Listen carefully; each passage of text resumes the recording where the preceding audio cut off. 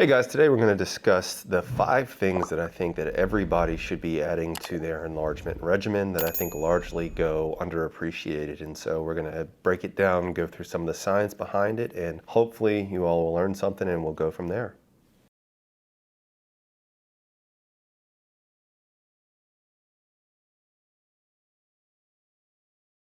All right, guys, working back. Obviously, it's been a while since I recorded a video at work, but I had some extra time today. So we're going to get right into, in my opinion, what are some of the top 5 most underrated things that are not done that need to be done when we're talking about a PE regimen or a penile enlargement regimen. And so we're going to get right into it. So what is number 1? Well, number 1 would be pelvic floor stretching. So hopefully many of you guys have seen my videos. I just did one on Kegels. I also just did, well, not just did, I did one previously in hard flaccid where I talk about the importance of the pelvic floor. So when we're talking about the pelvic floor, we're talking about the muscles along the pelvic floor that are responsible for things like erection and ejaculation. When these things get out of whack, you can lead to major problems like hard flaccid, where basically your penis will not get hard and there's nerve damage. There's actually a nerve that runs along those pelvic floor muscles, which can cause you to have like pain or like loss of sensation. Your penis won't correctly inflate with blood because your muscles are so contracted or hypertonic that it doesn't allow actually blood into the pelvic floor. And so one of the most easy ways to correct this is by simply doing pelvic floor stretches, okay? And so if you haven't seen my video,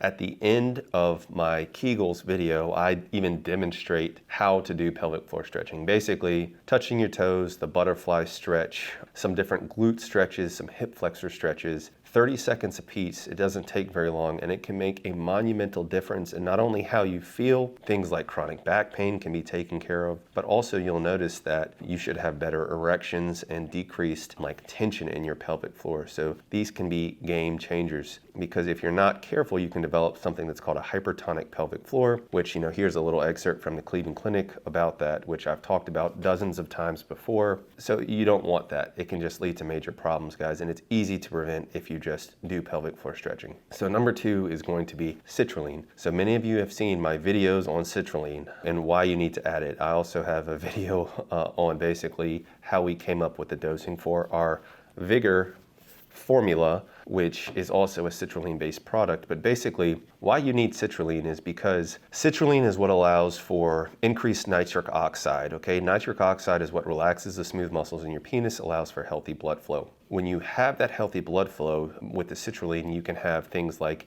improved penile health overall. You can have improved erections. It can decrease your risk of injuries and also help you recover from injuries. And so this isn't just me talking out of my butt. Here's an article that lists at least some of the benefits, guys. I'm not going to do a deep dive on this for time's sake, but please take a second to check out the video that I made on citrulline before, because I really go through a lot of different papers. Some of the benefits of citrulline is that it is cheap, it's readily available. Overall, it's very safe, it's very well tolerated, and it's a great option, especially for those who can't get like a PDE5 inhibitor like Viagra, for example. This to me is a staple. It's vital. I think it's I'll go so far as to say I think it's stupid to be doing PE without taking a citrulline-based supplement. Now, can you use L-arginine? Yeah, you can. It's not as effective because it gets broken down by the gut. You take a scoop and maybe 20% of it actually goes into your bloodstream, and that's based on real science and real data. A citrulline-based substance, arginines, sometimes even something like a beetroot supplement, all of those can help with nitric oxide and help with your overall penile health. So what's next? Reverse Kegels.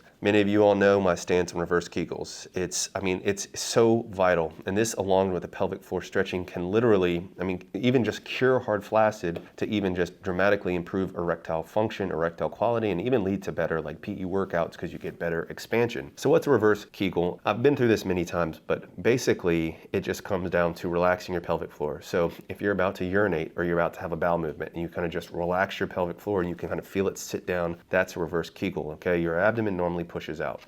If done correctly, you can even teach yourself how to basically last longer during sexual intercourse and actually have a larger penis during sexual intercourse, because when you reverse Kegel, you allow like the bulbospongiosus muscle to relax. It no longer constricts the corpora of the penis and allows more blood to flow into the penis. And so you can literally have a bigger penis by learning how to reverse Kegel. And so I definitely think it's something that you need to do and add to your routine. I go through this in detail in my recent Kegels video. And so if you're interested in learning more as far as routine, how it's done, please check out that video, okay? So number 4 is going to be water. Water is obviously essential for life, but it is truly essential for good penile health and good overall health. Anytime, your erections are based on your blood volume. If you are dehydrated, your blood volume is not only decreased, but it's also more concentrated. So the blood is almost stickier, for lack of better word. So it's harder to flow to these peripheral veins and arteries, like in your extremities or in your penis. And so here's a Healthline article that talks about the effect dehydration can have on your penis. A lot of guys aren't drinking enough water. A lot of people aren't drinking enough water.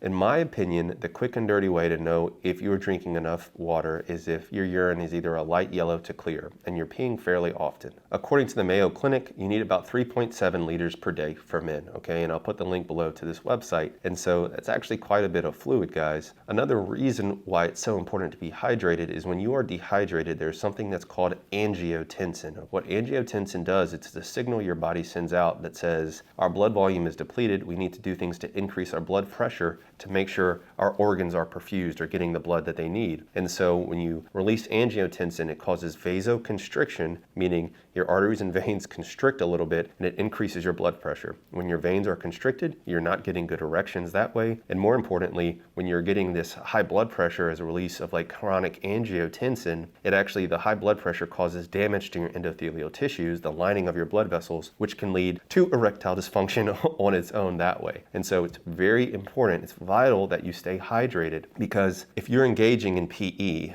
and you're causing these chronic micro trauma to your penis, and then you're dehydrated and not getting enough blood flow, it's going to put you at a higher risk of problems, even things like Peyronie's disease or fibrosis long term. You have to stay hydrated during this. And here's where I'm going to get booed off the stage like always, but cardio, guys. You have to do cardio. It makes me so upset when I see these guys that just focus on weightlifting, thinking that, that's what's important in life. I like weightlifting too, guys, but it's important for your overall health and heart health that you do cardio. So what's recommended cardio? I say about 15 to 30 minutes a day of moderate intensity exercise, okay? Here's an article from Harvard that says basically the same thing. You need 150 minutes per week of cardio. It doesn't really matter how you get it, but that's what's necessary. Something that's going to get your heart rate up, beating at a higher level. Well, why does this matter? Well, the better and the more efficiently your heart works, the better it's going to be at actually getting your blood flow to your distal extremities, like your penis. The more in shape you are, the better blood is going to flow to your penis and the better your erectile function is going to be. And that's what's been seen in things like this meta-analysis here, where it actually shows that there is a direct correlation between people who have better cardiovascular output to better erectile function. And so you got to be doing your cardio, especially if you're doing PE, because it's going to allow better blood flow, healthy blood flow to the penis, help you recover, help you maintain healthy erections long term, guys.